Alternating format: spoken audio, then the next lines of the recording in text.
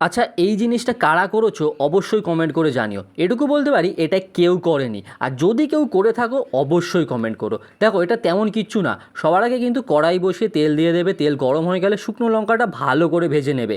শুকনো লঙ্কা ভাজা হয়ে গেলে কিন্তু আলুটা নুন হলুদ দিয়ে ভালো করে ভাজো। এরপর দিয়ে দাও থেতো করে রাখা রসুন, কিউব করে কেটে রাখা পেঁয়াজ আর টমেটো দিয়ে ভালো করে নাড়াও। যখন সবগুলো ভাজা হয়ে যাবে, পালা হচ্ছে মশলার। লঙ্কার গুঁড়ো, জিরের গুঁড়ো, যদি চিনি দিতে চাও একটুখানি দাও, দিয়ে কিন্তু আলুটাকে পুরো ভাজা হয়ে গেছে, একটু একটু করে জল দাও, তেলটা বার করো।